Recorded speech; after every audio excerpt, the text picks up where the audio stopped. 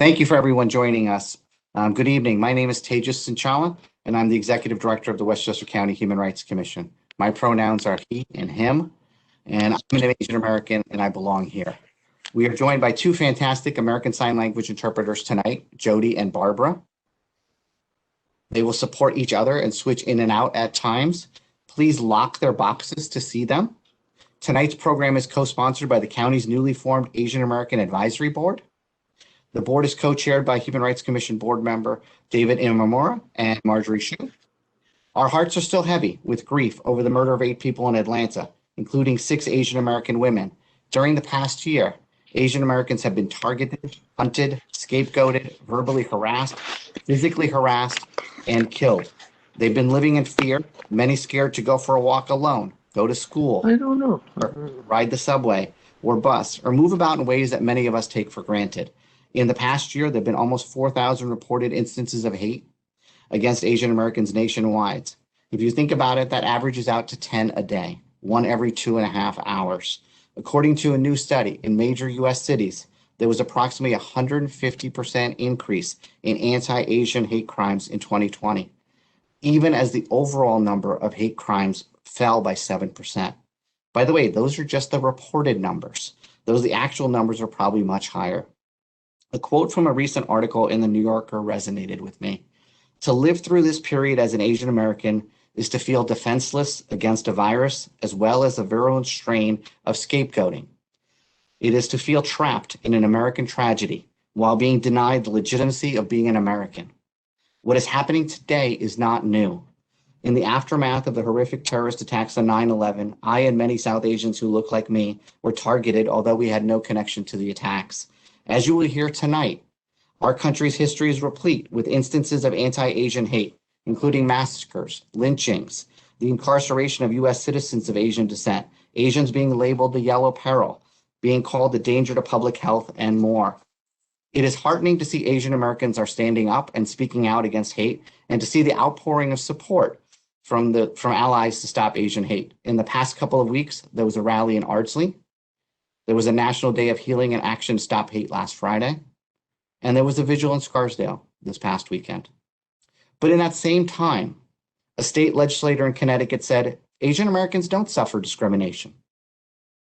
This is after 4,000 incidents had occurred in our country. He quickly apologized, but the damage was done. Closer to home, an individual reported that she saw a man yell a racial slur at a Chinese woman in Scarsdale on Friday.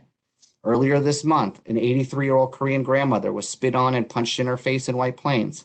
And while that case still remains under investigation, it has caused fears in the Asian American community. Yesterday, we saw a woman attacked in Midtown, New York City, on the street. 2 doormen did not intervene. Worse yet, they closed the door on the woman who was being attacked on the street. So much work remains to be done, and the Human Rights Commission is proud to be part of the work to effectuate change. This year, as we celebrate our 21st year of serving the public, we are operating under incredibly difficult circumstances. Nevertheless, we've been able to bring important and timely programming on understanding xenophobia, hate, and racism. We've held several interactive bystander intervention workshops, which armed over 400 attendees with tools to combat hate when you witness it, when you experience it. In addition, the Commission accepts and investigates complaints of discrimination in employment, housing, places of public accommodation, and credit lending. Incidents of hate can form the basis of a complaint with the Human Rights Commission. For example, if someone is denied housing, fired from their job, or refused service in a restaurant based on their national origin or race, whether actual or perceived, those could all form the basis of a potential complaint with the Human Rights Commission. Please contact us if you experience or witness hate, bias, or discrimination in the county. We want to hear from you. Information on how to contact the Commission will be shared with you this evening, and reporting information will be discussed further in tonight's program as well. There is an online reporting tool where you can report instances of hate, discrimination, and bias anonymously to the Commission. This event is being recorded, and we expect to post the recording shortly. Additional resources and information will be shared with you as well. County Executive George Latimer, Deputy County Executive Ken Jenkins, Human Rights Commission Chair Reverend Doris K Dalton, and Vice Chair Reverend Dr. Stephen Pogue, and I have continually denounced acts of hate, xenophobia, and racism. We have asked the community to use facts and not fear and to speak up and stand together against hate. It's never too late to learn and to be better. Tonight, we are taking a step towards just that. We are fortunate to have a dynamic all-star panel of speakers with us tonight. Over the past few days, we received many questions from you, and the speakers have incorporated some questions into their comments. You can submit additional questions for the panelists tonight through the Q&A feature or by email at humanrights@westchestergov.com. Our first speaker tonight will be Kairu Tong. Kairu is a senior at Ardsley High School. He will talk about his experiences growing up as Asian American in Westchester County. Some of you may recognize Kairu from the Ardsley Rally 2 weeks ago, where he recited his powerful poem. Our second speaker will be Bill Kahn. Bill is a member of the Asian American Advisory Board and a longtime board member of the OCA, Asian Pacific American Advocates, the Hudson Valley chapter. He'll be discussing moments in American history about Asian Americans that I suspect you did not learn in school. This topic can form the basis of an entire college semester. It could be an entire degree, quite frankly. Bill will do his best to hit some of the highlights in 12 minutes. Our third speaker will be Diana Pan. Diana is an associate professor of sociology, and her main areas of expertise are race and ethnicity. Diana will talk about the intersectionality of what it means to be Asian and a woman in light of the fact that the majority of the attacks have been against Asian women. She will also discuss her thoughts on being a parent in Hastings during the past year. Our final speaker will be Mayo Bartlett. Mayo is a highly regarded and well-known civil rights attorney. He's the former chief of the Bias Crimes Unit at the Westchester County DA's office. He's a consultant to the Commission on Hate Incidents. Mayo will talk about hate incidents, the impact of hate, and the importance of standing together. After the panel discussion, Reverend Doris K Dalton, the chair of the commission, will provide closing remarks. As we are fighting a public health crisis, we are also fighting a pandemic of racism on many fronts. And while many of us are receiving the vaccine for COVID, we're not going to discover a vaccine for racism. That will be up to all of us.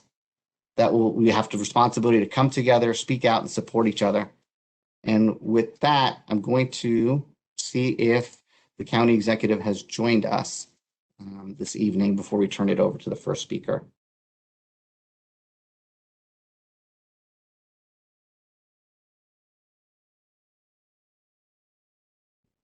Okay, so I think what we'll do now is we'll move to the first speaker, Kairu Tong, and I will turn it over to Kairu. And when the county executive joins us, we will give him the floor. Kairu? Hi. Thank you, Tejas.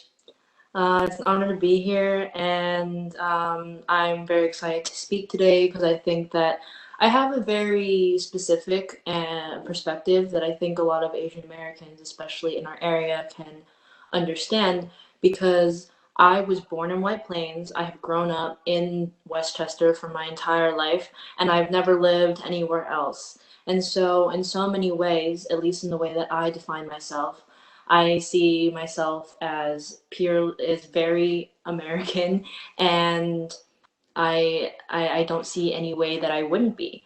And growing up, it was very interesting because there was very little representation for me, and I always had a very specific image in my mind about the kind of person that I should be based on the roles that were assigned to me.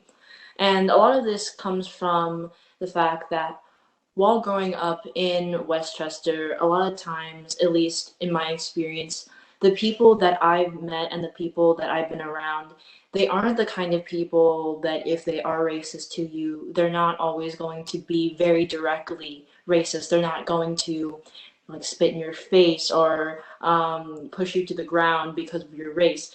A lot of it comes in very small aspects and what is normalized and what is seen as the typical within our environment.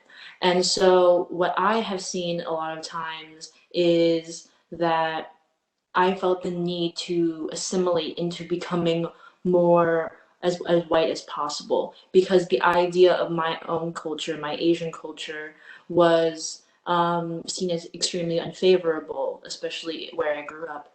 And a lot of this comes from the stereotypes that you're fed over and over again until you start to believe them because I didn't feel like I quite fit into my Asian culture, and I didn't find much many parts of it to be extremely prideful of growing up, since I was so, in my mind, just American. But at the same time, I wasn't American enough in the eyes of everyone else because I looked so different.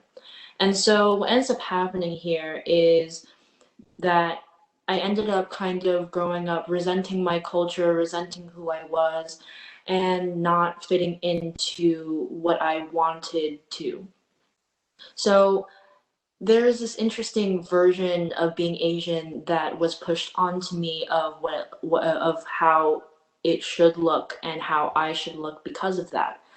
Um, and even while I, and so over time, I started to understand that no matter how hard I try to become this assimilated white person, I could never actually do that. And so I tried to joke about my race and use what I could to try to get into that white circle of friends, since clearly there was no other way that I could. And I did that in the sense of making jokes before they could, in just minimizing myself as much as possible so that I could make them laugh and be more in their favor. And obviously that not only was just detrimental to my confidence growing up, but in the way that I viewed myself and my culture. And even while doing that, even while making those jokes, you end up seeing that people will still find a way to weaponize your race against you. They will always find some way to ostracize you, because it was okay when things were lighthearted, but if people got angry, if there was some kind of argument or some kind of disagreement, suddenly it would turn against me and having to do with my race and having to do with or sexism at the time, because I'm transgender. So they saw me as a girl and they would also make sexist remarks as well. So you notice a lot of that growing up. And so you think, okay, so I don't fit in here. And then it was interesting once I went to Hong Kong for the first time, which is where a lot of my family is from. And what ended up happening there is that I found myself really appreciating my culture more and identifying with so many of the foods that I'd grown up with so many of the ways, the expressions that people use, all that kind of stuff. But I was still an outsider because people can immediately tell if you're American in the way that your mannerisms are and the way that you speak. I can't speak Cantonese or Mandarin or anything like that, so I couldn't even communicate with my relatives very well. And I ended up just sitting at the table or surrounded by people in my family who didn't really know how to talk to me, didn't know how to relate to me. And I realized that I'd spent so much of my life rejecting this part of my culture and rejecting all of this that I couldn't really partake in um, this better part of my better part, quote unquote, better part of my culture. And that I had been viewing it from the perspective of people who thought that Asian culture is made up of tiger moms and getting perfect grades and being great at math. When in reality, culture is so much more than the stereotypes that are assigned to it, especially in a place that, and full of people who do not understand what it's like growing up with that kind of culture. And so I really didn't know how I fit in that Kairu, sense. can I interrupt you for one moment? Yeah. I'm sorry to interrupt you. I just noticed that the county executive has joined us. No problem. Oh, so I think it looks like he'll make some remarks after. Yes, Yeah. no, please let her complete. This is very powerful. Let her complete Okay. her thoughts by all means. Go ahead, Kairu. Okay. So you can hear me, right? Yes, we can hear you just fine. Okay, sounds good. So next I want to kind of move on into the concept of the model minority myth. And I think that this connects to many different aspects of a unique experience growing up being Asian.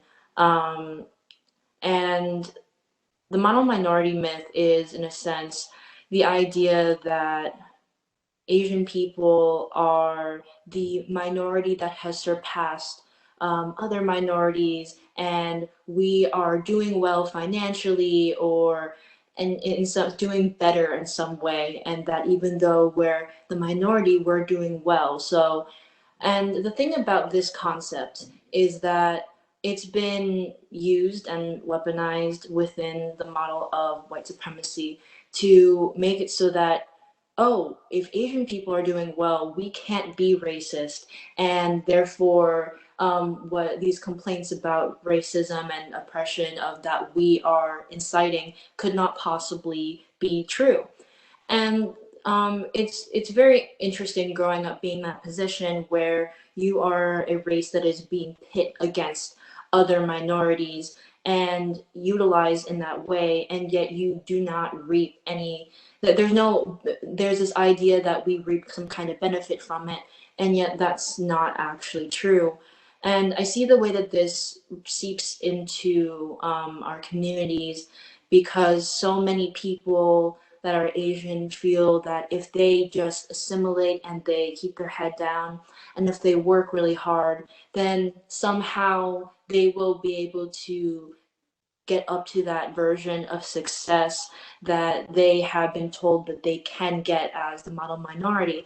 That, and it also ends up making, I even see this in my own family, that family members of mine believe that other people of other races, or even other Asian people, are just not able to make it to the top, in a sense, because they just aren't trying hard enough. They just aren't, any of these factors that are just completely not true and are unacceptable mindsets to have, because the reality is that even if there are people that think that we have this kind of protection, it is not something that we are afforded, and it is only a shield to hide so many of the injustices that are happening within our country. And so, elaborating on that further, there's this, yeah, hold on a second. um, it's very temporary, because it's only for the gain of white people. It is not for our gain. It is not for the gain of anyone else. And we see this very clearly when we look at COVID-19 and how suddenly, well, in the eyes of the media, that suddenly we are also being turned against. In reality, of course, we have not been protected this entire time. There's always going to be racism towards us and towards other minority groups. So we are not going to have that kind of protection. And it's just that now it's been exacerbated, and it's now that we are seeing so much of these hate crimes being enacted over and over again. And so I want to bring this back to education, because I think that there is so much that we need to change within our school systems in the way that we interact with young people, because young people are the ones that are going to be in our future. We are the ones who are take so much of the information that we learn about others, how to interact with them, how to socialize, by going into school and internalizing what we see with our peers and from our teachers. So if we take a classroom and we have a regular lesson that then integrates people that are Asian, people that are Black, people that are Hispanic or Latino, we are normalizing other kinds of perspectives besides the white perspective. Because growing up, I remember really feeling as though people like me are not the inventors, are not the ones that can make some kind of difference or change the world. Instead, you see the same kind of face on those who are the game changers. And instead, you look at yourself and you think, I can't do that. And not only do you think that you can't do that, other people are internalizing that people like us can't do that. And so we all grow up thinking in that mindset. And because of that, it is not good for anyone. So if we're able to put more perspectives into those lessons, and it doesn't just have to be in history or in English, in the books that we read or the curriculum that's taught, we can definitely find a way to make it so that this is normalized in the classroom setting.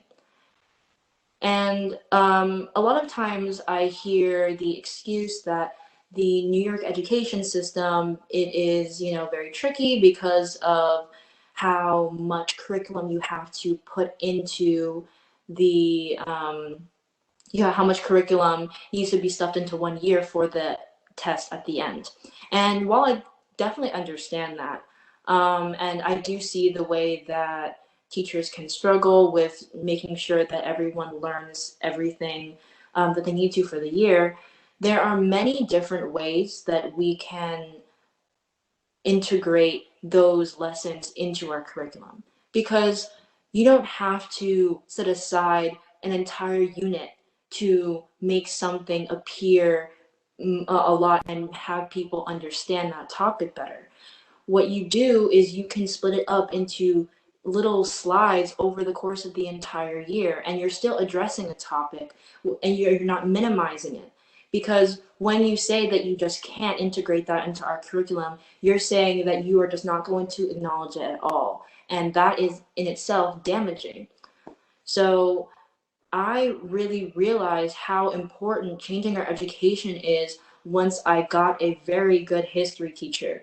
And it was the first time that I saw the way Kairu, that, can I interrupt you for one moment, Kairu? I think yeah, we're just running a little long, so could you wrap up in, a minute or two so we can move on? sorry. Go ahead. And so I just wanted to emphasize that how important education is, and how we really need to look at the way that we address it and how we are raising students within that mindset.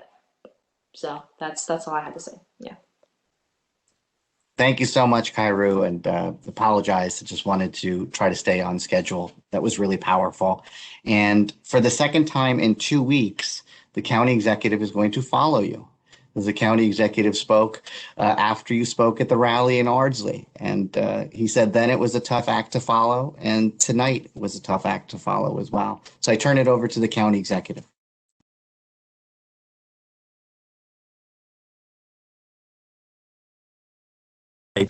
I'm glad I could hear Kairu's very powerful testimony, and also the testimony of those to come, the life that they've lived and the experiences and the frustrations that they've had.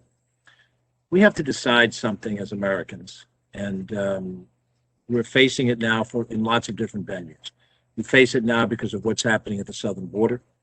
We face it now because of the fruition of the death of George Floyd in Minneapolis. We face it now because of anti-Semitism, which we're dealing with just in the last Zoom I was on as an interfaith Seder. We deal with it in misogyny. We deal with it in attitudes toward the LGBT community. And now we deal with the expressions of it in the Asian American community. We have to decide if we understand that there's common humanity for all of us, or if we're going to continue to see each other as the other and not part of a universal we. We are not, as a country, as a county, as individuals, going to succeed if we continue a pattern of division and hatred. We won't succeed. We cannot succeed. It's been written, a house divided against itself cannot stand. We have to be able to grasp the fact that there are demographic differences in 1,000 different ways. Our descent from whatever corner of the world, our gender or gender identity, our age, a host of different things. And speaking as a white man who grew up poor, I felt some elements of being the other when I was in rooms full of very wealthy white people. Although I shared the same skin color, the same religion, the same ethnic background, I was treated as the other because I didn't have the money they did. In fact, the clothes that I wore weren't as nice as the clothes they wore. Now, that's not as profound as racism against Asian Americans or racism against African Americans or prejudice against Muslims or prejudice against women or prejudice against those who are Jewish or those who are Buddhist. But it all comes from the same root hatred, dividing it into us versus them. And the only alternative to that is to see us as a universal us. We all, as human beings, have the same reality. We're born, we live, die. We're all susceptible to this virus. We all laugh when something strikes us as humorous, and we all cry when we have to go through tragedy. If you watch a little kid at play, no matter what that child's demographic is, they're still a little child, and that's the common link, no matter what they are. So our challenge here today, as we listen to the testimonies of other Asian Americans who express their reality, the reality that they've had, is to try to commit ourselves, white, black, Asian, and Muslim, and Latinx, and old and young, and male and female, and non-binary, and every other possible division. And we're going to not let these divisions in the long run be our definition, that we find a unity and we see in each other a brother and a sister, regardless of the color of our skin. If we don't do that, we're not going to survive as a race of human beings, because the hatred was shown in the last century, in the 20th century, when we had two massive world wars that killed millions and millions of people to satisfy the ambition of a handful of leaders who thought they could gain land and subjugate some group of people under somebody else. And we can't repeat that again. Whatever happens again in this world, there'll be no world at the end of it. So tonight we listen to the testimony, and we try to understand and relate as best as we can, and we commit ourselves tomorrow and the day after that to finding that unity, as Dr. King said, to judge each other by the content of our character and not by the color of our skin. Thank you. Thank you, County Executive. That was very powerful. I'm going to see, Bill, are you here? Here. Okay, so we're going to turn it over to Bill Kong, and Bill Kong is going to talk to us about events in American history about Asian Americans that we may never have learned about before. Could take it over, Bill. Saturday night, actually, on the PBS Long Island, they showed the Chinese Exclusion Act documentary, and it was 2 hours. So I'm going to do 10 minutes and cover 300 years of history. I'm going to try. The Asians has been in America for over 300 years. The first settlement of Asians was Filipinos. Today, outside of Baton Rouge, there is a place called Manila Village, and it's still there. The Filipinos settled there in the late 1600s and early 1700s. The Chinese main group came mainly around 1840 with the gold rush. Of course, Chinese been coming for since the 1700s, but the main group came for the gold rush. Now, at that time, people migrate, people move. Humans been doing that since they were human on Earth. So one of the reasons why a lot of Chinese left China, because in the 1840s, China was suffering from famine and also rebellions, peasant rebellions in China. So the people of China took the opportunity and came to the United States as a miner seeking gold. And once they get to this country, of course, they're faced with the white miners who doesn't want them here.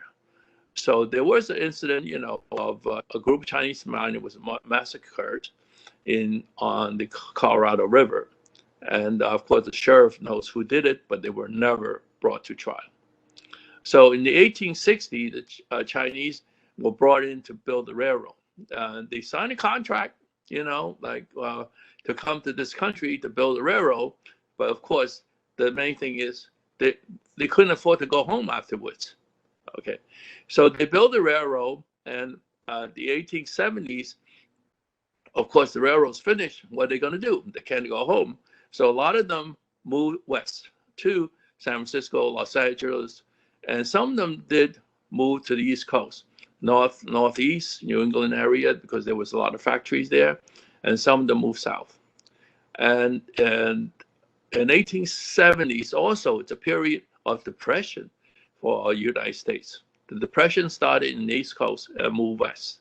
So the West Coast ended up with lots of unemployed laborers. So they blame it on Chinese because the Chinese is competition, reputation to be cheap laborers, and so they can't find jobs because the Chinese. And just to digress a little bit, this sounds just like 1970s when the Japanese import cars and lay off auto workers, in Detroit, and two white auto workers beat up Vincent Chan and accused him of being a Japanese and working the autos, but of course Vincent Chan was Chinese and he had nothing to do with the auto. So anyway, back to 1870. So by the end of 1870, the West Coast white was very upset. They wanted to kick the Chinese out. At the same time, the Southern whites wanted to suppress the blacks. And so they finally made a deal. And that's how the Chinese Exclusion Act was passed. The deal was that they allowed the West Coast white to suppress Chinese in the West Coast, and they allowed the Southern white to suppress the blacks in the South. And that's where you have the rise of the KKK. So this was a deal in Congress that was made in Congress. And of course, at that time, the Chinese Exclusion Act just excludes supposedly Chinese laborers. But 10 years, the bill was renewed.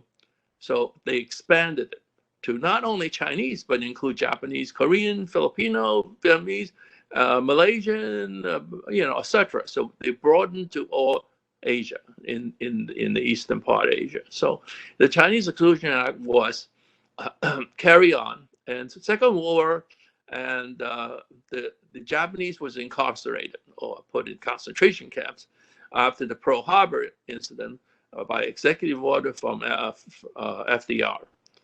He signed the order over the objection of his cabinet because his cabinet member are against it, but he signed the order anyway. So obviously the war progressed, and the Japanese was invading China, of course, at the time. So U.S. needs an ally, want to secure an ally. So in 1943, the law was repealed to satisfy China so that they'll have a ally in the Pacific. So the Chinese fighting force could keep the Japanese busy on the mainland, and so that the U.S. Army and Navy could operate in the Pacific. Of course, it was not a real appeal because the U.S. government went into a quota system for immigrants, and the Chinese quota was like 200 per year, and it's not only Chinese from China. The Chinese include Chinese from Singapore, Malaysia, Philippines, South America, Caribbean. By then, of course, Chinese was all over the world, and there are many generations of ethnic Chinese. So 200 a year against millions of people is not, and then at the same time, Western Europe was getting hundreds and thousands per year for quotas.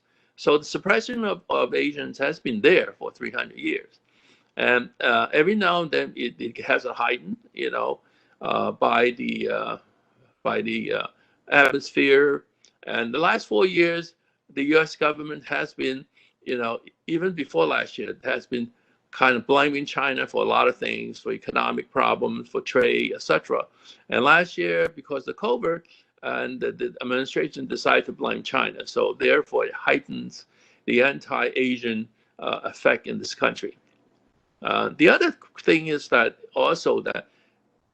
Asian history, like Black history, was never taught in school. I grew up in Queens, New York. When I went to school, nobody talked about the Chinese Exclusion Act in my classroom, junior high school. You could see I'm dating myself, junior high school, and high school. There was no curriculum. And American history was more European history. They don't talk about, the immigrants from Asia. They don't talk about the Black slave that came over here, etc. So and it really escalated last year because of the administration's blaming China for the virus, etc. At the same time, of course, they have a problem with the trade with China, etc. And so that escalated in the matter. And a lot of Americans, it doesn't matter, you're black, white, Hispanic, or even you're Asian, you can't tell who's Chinese, and you go up. Some people, copycats, and they go around hitting people that they think it's Chinese, but a lot of them turn out, like one guy was slashed across the face. He was from Burma, and other, Filipino, etc. So it's 300-year history. It's been there, and we need to stand up.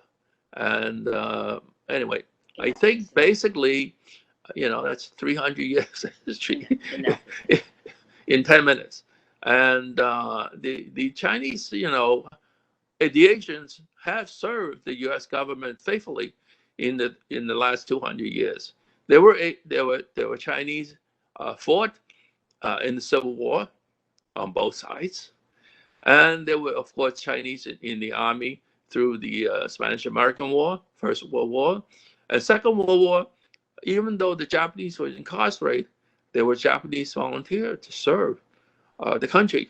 The 442 served in Europe, and they were the most decorated regiment in the U.S. Army at that time. But of course, Chinese was serving U.S. in both theaters, in the Pacific and also in Europe. So basically, we served the country, even though that they were kind of they don't really like us or pick on us at times, but I think there's a lot to be done in education of the young, and I was really glad to see the students from Osley and Scarsdale came out, and I really appreciate that. Okay, that's I think that's my time, right? Thank you so much, Bill. And it's interesting. You drew some parallels between Asian Americans who fought in World War II serving this country and some of the same issues that they had fighting racism at home and serving the country that African Americans had fighting in World War II. Thank you so much. Well, the other thing is, of course, the Chinese also. I mean, myself, I served in the United States Army in Vietnam. I was there for a year. So, I served my country. Thank you for your service, Bill. We're going to turn it over now to Professor Pan, and Diana is going to talk about intersectionality.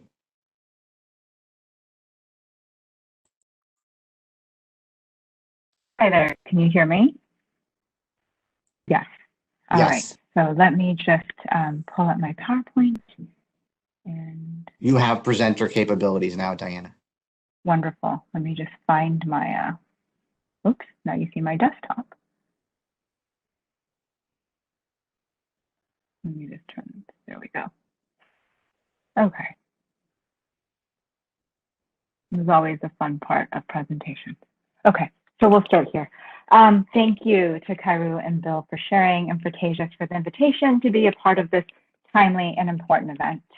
I'd like to follow Bill's presentation by looking at the heterogeneity and intersectionality within the broader umbrella of Asian American or Asian Pacific Islander or AAPI.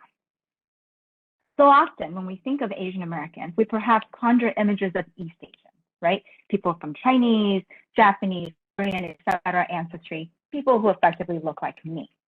But this pan-ethnic group is actually quite heterogeneous and includes South Asians, Southeast Asians, Pacific Islanders, and Indigenous Americans. So when I say Indigenous Americans, I mean Native Hawaiians, right? We often forget that Hawaii was also colonized by the United States, and the people there, the indigenous population, had their own native rich history, customs, practices, etc. And the state is not just a tourist destination. So in this way, we see that this umbrella category of Asian American or AAPI is actually quite diverse. encompassing varied cultures, languages, customs, foods, etc. Now, the way this population has been coded in our society's imagination, however, neglects that diversity. So since I'm limited on time, I'm just going to share a couple examples to lay the foundation of what's commonly ignored from mainstream America with regard to the AAPI community. So I'm going to start here. For example, right, of all racialized groups, and when I say racialized groups, I mean racial groups, right? Asian Americans, white Americans, Black Americans, etc. So of all racialized groups, income inequality among AAPI has risen most rapidly over the last 50 years. So as we see in this graph compiled by the Pew Research Center, Asian Americans within the top 10% of the income distribution make 10 times as much as those in the lower 10% of the distribution. So this bimodal distribution then is largely obscured by thinly looking at this community as a monolith of high achieving model minorities. Now in New York City, if we were to disaggregate this income data for Asian Americans, roughly 27% of Asian Americans live below the NYC poverty threshold, right? This is the most impoverished group of all New Yorkers in the city. Again, we don't necessarily know this, right? This information is obscured. Now, the most vulnerable are Asian American seniors, but we also have to think about other members within Asian ethnic communities.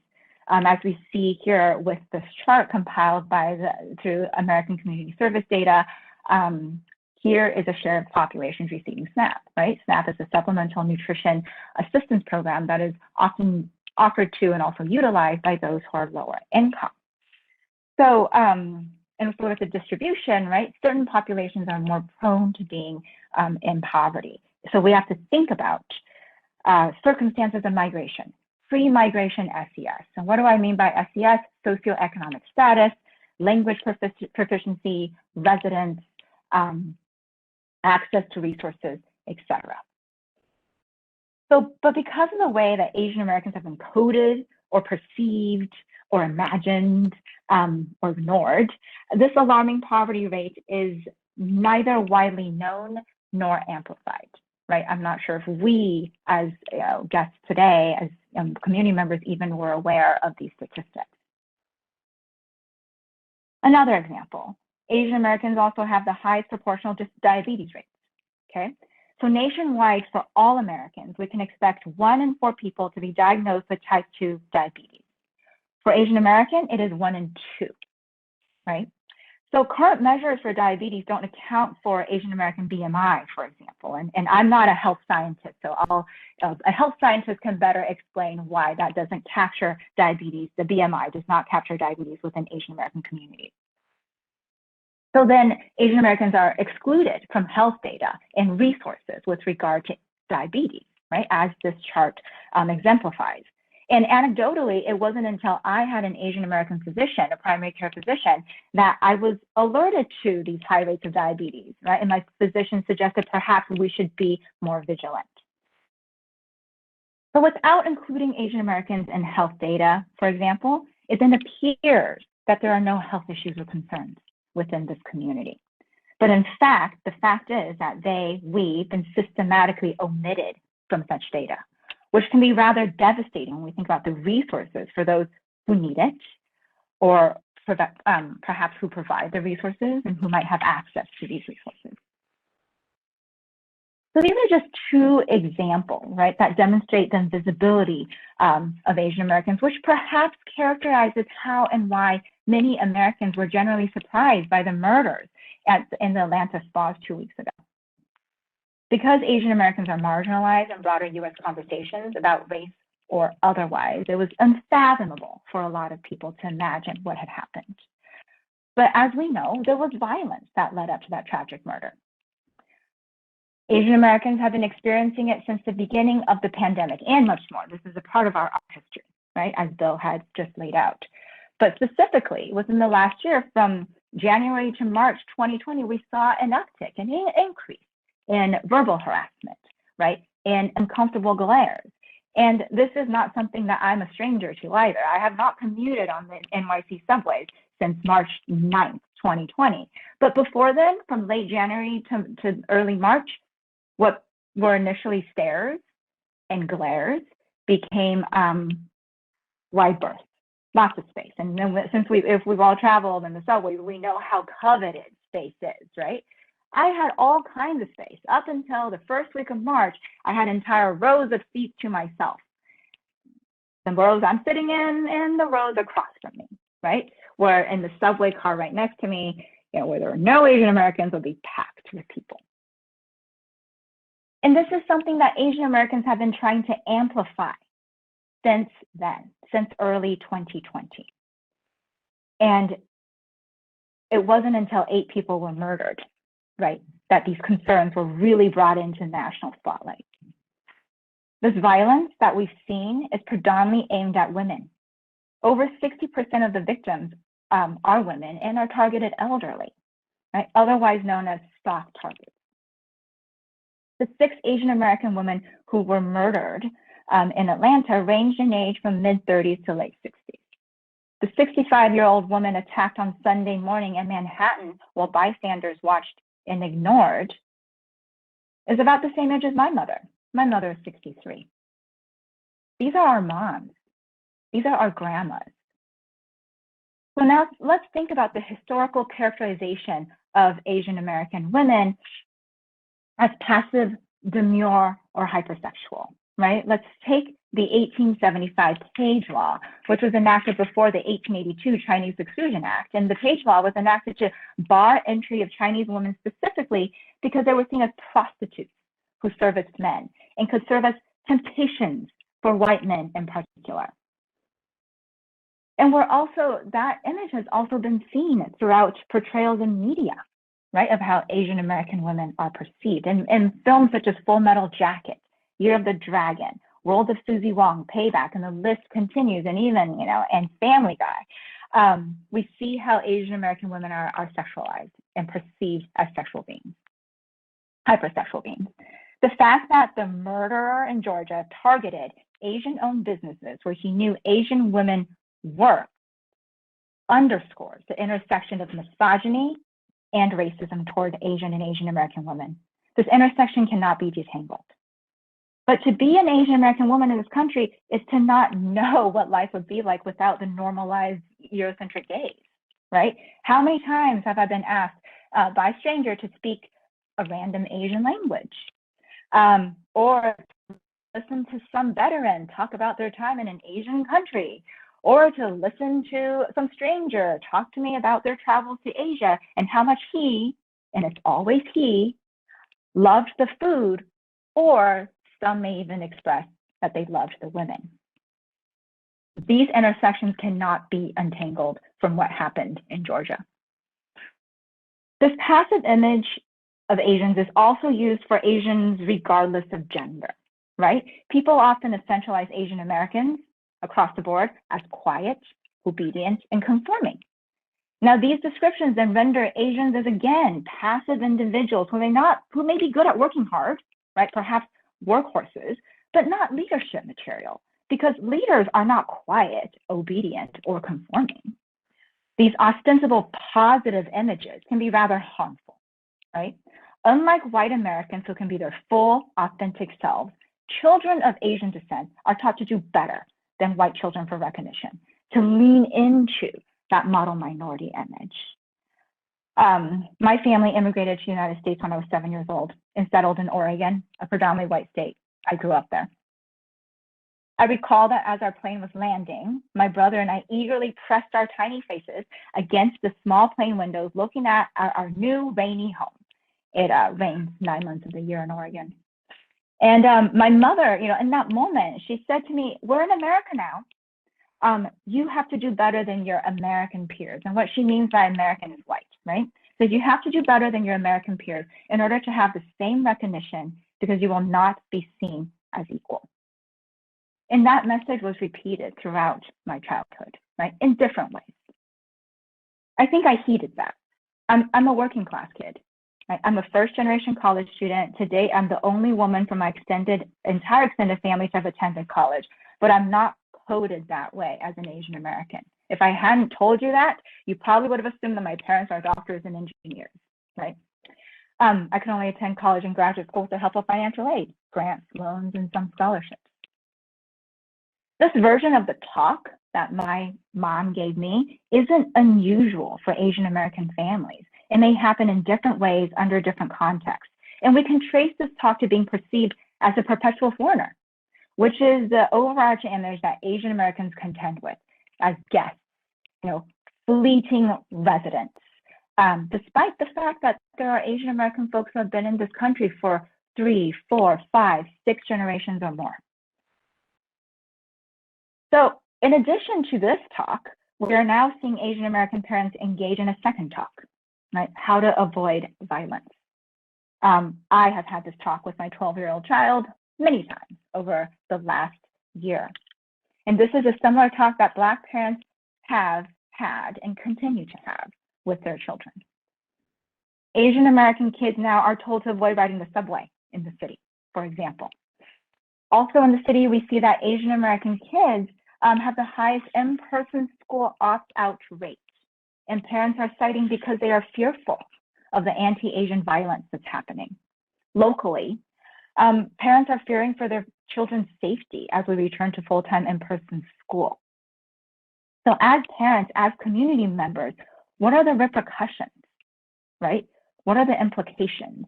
Those are things we have to think about and reckon with as a community. All of these intersections are nested within the context of broader white supremacy. And I don't mean the Aryan Nation or the KKK when I speak of white supremacy. That's a very myopic view. I mean Eurocentricity in the United States. We're a diverse nation comprised of indigenous on whose land we all stand right now, the immigrants who voluntarily or involuntarily moved to this country. We're laborers and creatives from not only Europe, but also Asia, Africa, Latin America, and all corners of the world. We're colonized, but we're also colonizers, right? White supremacy negates and dismisses that history by elevating only one version of what makes our country. White supremacy then also normalizes our practices and culture. Even the notion of white adjacent, used at times to describe Asian Americans, is in itself an outcome of this normativity. White individuals can be whole, authentic selves. That is normal. But Black Americans, Asian Americans, Latinx, Indigenous Americans are characterized as abnormal, regardless of the images they may be prescribed, whether they be positive or negative. So the recent spate in anti-Asian violence isn't an aberration, right? It's the result of marginalization, xenophobia, and characterization of Asian Americans throughout US history. This is a part of our collective history and really a part of our current day reality. And thank you. Thank you so much, Diana. I felt like there were so many parts to that I could relate to what you were talking about. For our last speaker tonight, we're going to turn the floor over to Mayo Bartlett. And Mayo, are you there? Yes, I am. Go ahead, Mayo, take over. Thank you very much. First of all, thank you for having me. And it's just been a tremendous presentation. I appreciate all of your perspectives, and it's been just tremendously informative. And I'm not going to take a tremendous amount of time. I'd like to leave some additional time so that we'll be able to discuss the presentations further. But I just want to go a little bit into some of the things that Dr. Pan spoke about, some of the things that Kairu and that Bill talked about, and the myth of having a quote unquote model minority and what that actually means. And I'm just going to talk a little bit about the fact that the Asian community has suffered in every single respect that other minorities and some that are not minorities in this country have suffered. So as we look at what happened to the Irish community when it first came here, when we look at what happened to the Italian community or the Polish community when they first arrived in the United States, they were not greeted with open arms. And the fact that we do not embrace actual history in our country has created a number of problems. So I want to speak first about some of the misperceptions. For instance, redlining, which precluded Asians from living in particular neighborhoods in the United States. They were excluded just as Africans, people of African descent or people Latinx descent. They could not buy property. And in fact, CNN reported back in 2015, February 15th, 2020, about some of the redlining and the racial restrictive covenants, which still run with some of the land. Even though they're not enforced, it technically is still there. And many of us may live in homes that are redlined, where it was against the law to sell that home to an Asian. And we're talking about places like Beverly Hills, California, which we believe are bastions of liberalism. Places like Westchester County, sometimes places, other parts of New York. So this was a very real situation for people who were Asian. So perhaps the only place they could go would be a segregated community, wherever they happen to live. Something else that we don't generally talk about, there was a case, People versus George Hall. George Hall was a white man who killed a Chinese man in California. At the time, it was considered to be the Las Vegas territory. And he was killed. There were witnesses, and Mr. Hall was actually convicted of the murder. But when he appealed, the conviction was overturned. And the court stated, and this is the California Supreme Court, that because the murder was based on the testimony of Chinese witnesses, the conviction had to be overturned. And the court actually stated in the opinion that Chinese were inferior to white people. And it banned Native Americans and mixed race people from testifying in court. So imagine what that must have meant to the Asian community. It must have meant that no matter what happens, even if you stand up and even if you testify against someone who has committed the ultimate crime against someone in your community, it was meaningless, because even after that ultimate conviction, it was going to be thrown out. So it tells you that you are less than. And that is less than in the same sense that an African American was 3/5 of a human being. Less than in terms of knowing that the system would not protect you, that you were not considered. So if we move beyond that and we start to look at some of the things, and I want to talk a bit about some solutions, what we're able to do. We should report incidents of hate and discrimination, incidents of bias. We should report those to the Westchester County Human Rights Commission, and you can do so by phone by dialing in to 914-995-7710. We may also email them at humanrights@westchestergov.com, and you can do so anonymously, or you can share your contact information at the westchestergov.com bias reporting website. And reporting and calling xenophobia out is critical to breaking the historical chain of ignoring and inaction. If you feel that your safety is at risk, then of course, call 911. You should not try to intervene at that point. You can also contact the Westchester County District Attorney's Office to report hate crimes and hate incidents. Not every incident's a hate crime, but it's important to report it. And if we don't report it, then we have to look at what the actual crime and what the actual incident consequences are to the larger community.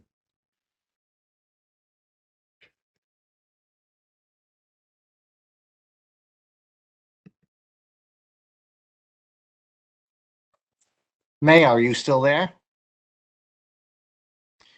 We seem to be having some technical difficulties an hour into our program.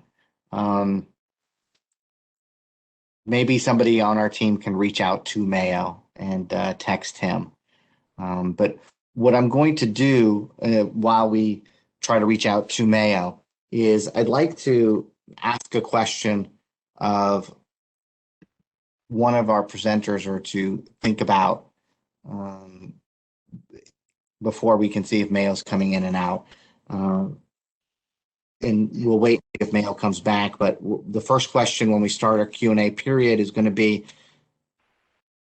building on what we've talked about tonight, what is something that everybody who's listening tonight can do to help in the fight against hate and be an ally against the Asian American community? So I will ask you to think about that while we try to get in touch with Mayo. But it looks to me like we are not getting I in touch. speak on this. Yeah, I think we've lost him. So, Kairu, Diana, Mhm. Bill. I think Kairu, you had some thoughts on this point. I know. Yes, I do. I do. Wow. Go ahead, Kairu. Okay, thank you. So, I think that I give this question a lot of thought because often I run into people who, and many people around me, they're the kinds of people who want to learn, who understand that they probably have some kind of bias in their life and maybe they're not sure what they're doing wrong, but they do want to make some kind of difference. And what I say to those people is that we need to learn how to own up to our mistakes. And I have done this too. I have made many mistakes in my life when it comes to trying to be more sensitive and understanding the issues that other people go through or the kind of language that I should be using. And a lot of this comes from not only listening to other Asian people and trying to make sure that you are not denying their experiences, but in also understanding that it's okay when you mess up to move forward from there. Because sometimes people think that when they're given feedback that they just end up kind of flattening against that feedback because they don't know how to move on from it. They don't know how to improve, and so they essentially give up on it when that shouldn't be the case. There are so many ways that you can educate yourself, whether it be looking at videos or anything like that. And I think that that is very helpful. And something that I have mentioned before that I think is especially helpful is the idea of calling in versus calling out.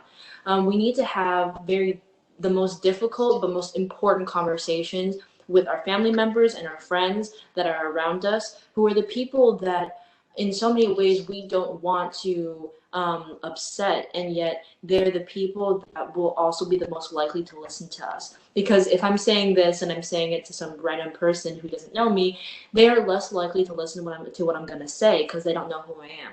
But if your friends and family are listening to you, if you go up to them, and then they are more likely to listen to you, especially if you're not calling them out in a very public scenario. If you're taking them aside, calling in versus calling out, when you're calling them in and you're saying, hey, I think that this thing that you said was a microaggression towards our Asian friend, or maybe you could rephrase it in this way, or this is something that, I understand what you're likely meaning here, but it's actually like this. And that's for someone who is meaning well. Not always are we going to be interacting with people who mean well, but that is the kind of approach that we're trying to have, is talking to those that we care about. And because we care about them, we want them to improve and we want them to conduct themselves in a way that isn't hurtful to other people. So that's what I would say is very effective. Thank you, Kairu. So Mayo, are you back? I am, I believe. We talk about an Asian American community being invisible. You are currently invisible on my screen. So is your video back, or? I'm going to leave the video off just because hopefully that will be helpful. Yeah.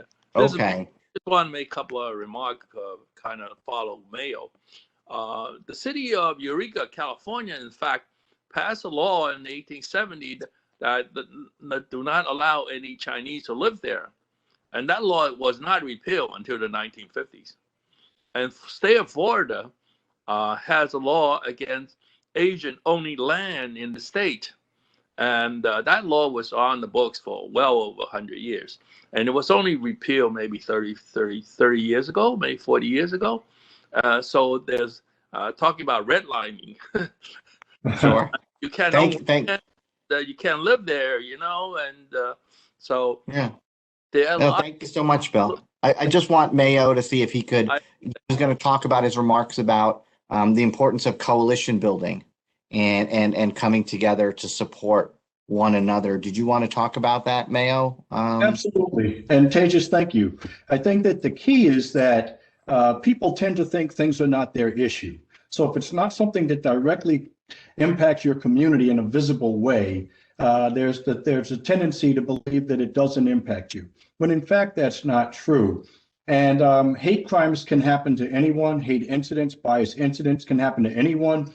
And we shouldn't be in the position of having to be a legal or law enforcement professional to determine that. So if you believe that something may be a bias incident or a hate crime, you can contact the Human Rights Commission. You can call the police if you think you might be in danger. Certainly contact the district attorney's office.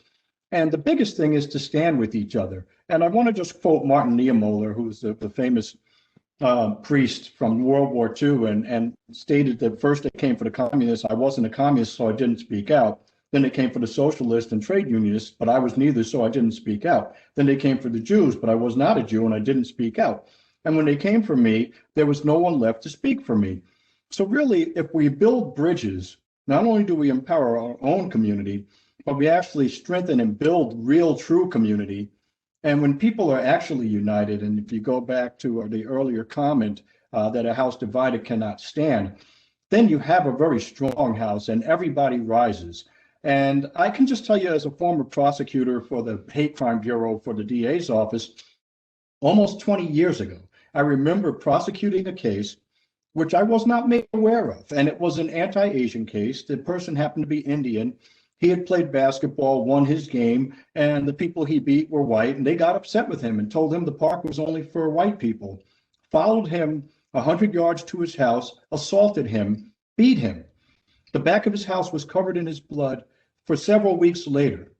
And we only learned about it because a colleague in the court in Yonkers said, hey, we have one of your cases. I said, I don't think so. I'm not aware of it. We went out to the area, went out and videotaped and took photos of the scene and prosecuted the people who did this. But the key is that no community should ever stand alone. And right now we're talking about anti-Asian hate. And even as we're doing it, there's an increase in hate crimes against every other group. And we have to realize that it's absolutely unacceptable to allow anyone to stand alone. And I think that this may well be a catalyst for us to build true community, for us to look at the real historical perspective, and to make sure that by standing together and by having honest conversations and having truth and reconciliation, and that's not condemnation of anyone, it's simply recognizing where we are and why we're there. As County Executive George Latimer said very early on, and he was the one who talked about a divided house. When we do that, then we can start to build bridges, we can start to mend wounds, and we can really move forward. So if you look at a few things that happened very briefly in Westchester County, and you look at when the Korean grandmother Nancy To was assaulted, well, that assault impacts everybody else in the community who shares her background. It makes grandmothers across the board fearful, but it certainly directly in this climate goes to the Asian American community, and it enhances the fear that they may already have.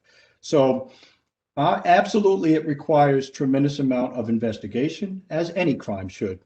And we want to get it right. You want to make sure that you properly designate a case, but you have to take the cases seriously. We have to have proper training for law enforcement, and we in the community have to make sure that we are educated in bias crimes and hate incidents. And we have to stand together. Coalition building is perhaps the most important component in terms of combating hate. Thank you so much. I don't think that can be overstated in terms of coalition building and the importance of speak out when it is not necessarily happening to your community, and to speak out for your fellow man, woman, person. But I wanted to go back to one of the questions we talked about before, is how can everybody who's listening today be an ally in these circumstances? And I know, Diana, you wanted to speak to that point as well. Can you touch on the issue about how individuals who are listening today, how they can be allies to stop Asian American hate? Yes, certainly. Not just by buying candles and supporting Asian-owned businesses, right? So more than that. How do we actively become good allies, right? And beyond the book clubs, I think those are good intentions, right? To study, Asian American history. There's a host of books out there, but also what organizations are out there, right, that one could belong to and advocate for.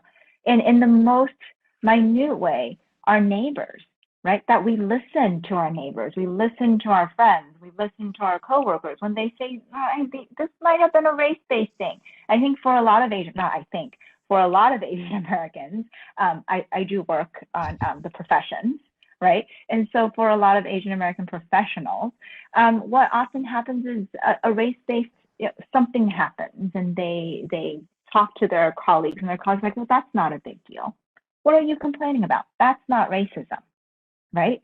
But the fact is the way that our society has thought about racism, right? How we think about race as Black, white, and binary, it has obscured, right, the ways that other groups experience racism.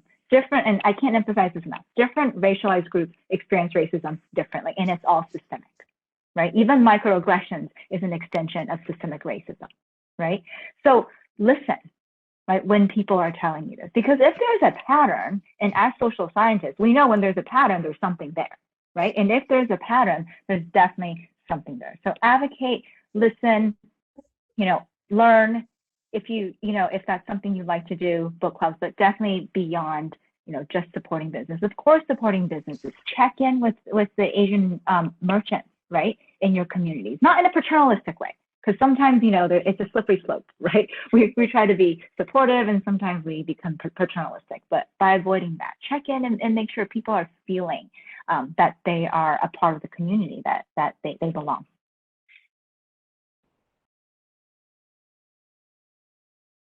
Thank you so much, Diana. I so often talk to people and I hear that their beliefs and opinions are being gaslit and they're minimized. And for a community that's often thought of being invisible, to then have their experiences being minimized on top of that is problematic in many ways.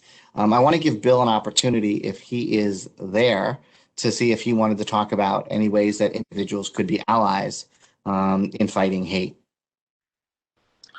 Bill? Yeah. Was that for Pages or for Bill? That's for Bill. I don't know. I'm on. Okay, thank you. Well, I think that we need to open dialogues with the community at large, and join sort of encourage each other to talk about it and to communicate. And a lot of times people don't communicate; they don't talk to each other, and that's where the lack of understanding comes. And when you discuss things, people realize that that they kind of understand your point of view, and also education is important too. One of the big push is to have education curriculum in K-12 about Asian American history, African American history, Hispanic history, etc.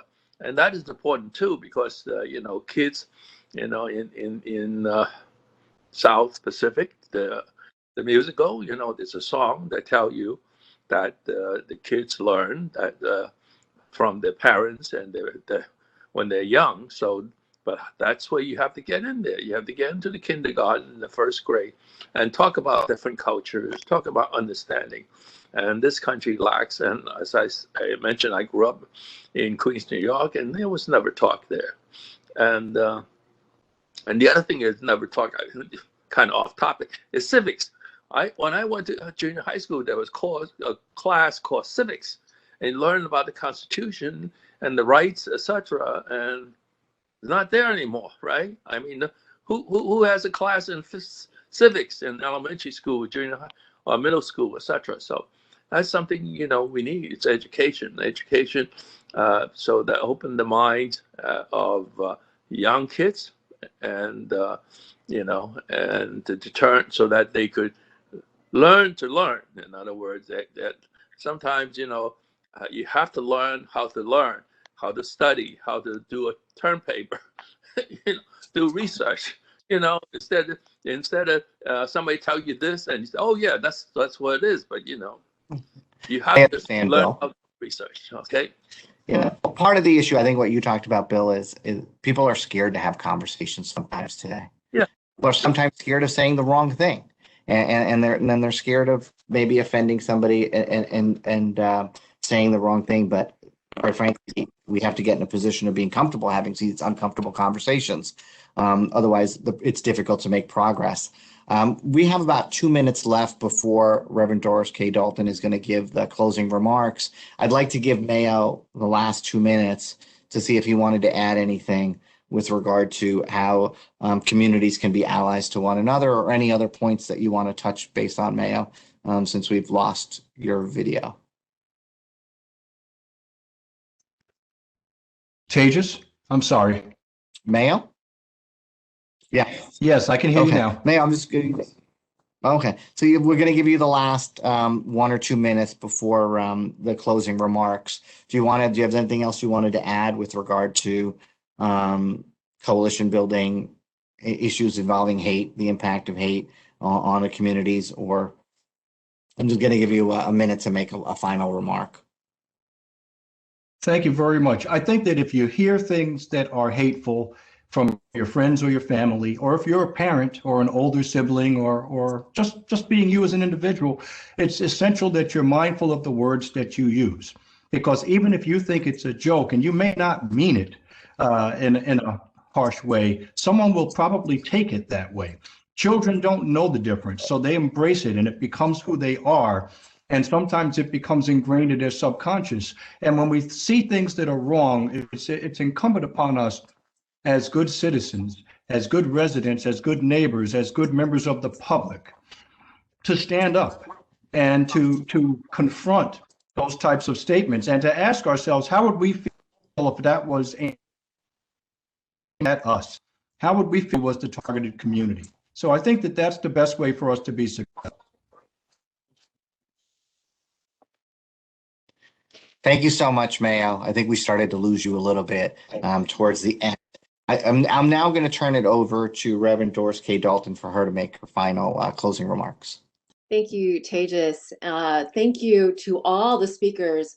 I feel like we've been through a very quick master class on intercultural competency. Kairu was amazing, talking about model minority myth and intercultural competency, just did a really great primer on that. And then we heard from Diana, we heard from Bill, and a very condensed history of Asians in America, in the United States. It's actually a lot more, and I stand with Bill in saying, please do a little reading, do a little research. You'll find a lot more. I really appreciated Diana, and I would love to take a class with you just to hear what was missing, because you packed a lot in. It was really great. And Mayo brought up some really great points on how racism has affected Asian Americans through history, through the legal process, through the justice system that we have. So I also want to give thanks to County Executive Latimer for joining us and for setting the baseline for what Westchester is to be for all residents, whether we are whatever, right? Whoever we are, we all deserve dignity and respect, and the ability to live here in peace and to enjoy our lives to the fullest measure. I also want to give a lot of thanks to Tejas and his staff for putting on this program. The human rights, the board, I speak for the board in saying the Human Rights Commission, the staff that we have, they're excellent. They do wonderful work. If you do have an issue that you want to raise with them, please do go to the staff. Do call the commission. You can find them on the web. You can email them. You can call them. They are responsive and they'll get back to you. I also want to give a shout out. I've been looking through the participant list. I want to give a shout out. I see a lot of my friends here and a lot of representatives from different communities here. I see the anti-racist community here. I see the AJC here, the WJC, that's the American Jewish Committee, and the Westchester Jewish Council. I see some of those folks here. Hi, so great to see you. Thank you for joining us. I see members of our county legislators here. I just see a lot of our community here with us. I see, oh, I saw someone from the DA's office here. I see friends of ours who are from the Black community here. Thank you for being here. And that is exactly what many people were talking about. What does it mean to build coalition? What does it mean to stand together? That means that we come together when it's important, when it counts, even when it doesn't count, we come together. So I'm going to give you a quick story. I was on a Facebook page, and an Asian American woman said, "Hey, I work in the city, but I'm really nervous to go and travel on the subway by myself. Would anybody be able to just let me sit in the back seat of your car? I'll be very quiet. I have my mask on. I won't say a word. I just don't want to ride the public transportation into the city."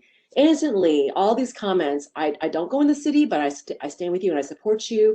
Another person said, "I'd be willing to donate to an Uber ride for you so you could go in and out of the city whenever you need to." And one person did say, "I do go in the city on these days. I will give you a ride. Let's connect." So very simple, very easy. Those are some of the examples. That's just a very easy thing that we can do to stand up for each other. It doesn't have to be a huge thing. It can be the small things, but those small things build up into coalition building, into what it means to be community together. I also wanted to say, just to remind us, that the reason why we do this work is because, in the words of Dr. King, we are caught in an inescapable network of mutuality. We are tied in a single garment of destiny. Whatever affects one directly affects all indirectly. That's from his letter from a Birmingham jail. And we will remember Dr. King's assassination on Sunday, 53 years ago. For those of us who celebrate Easter, that would be Resurrection Sunday for us. So very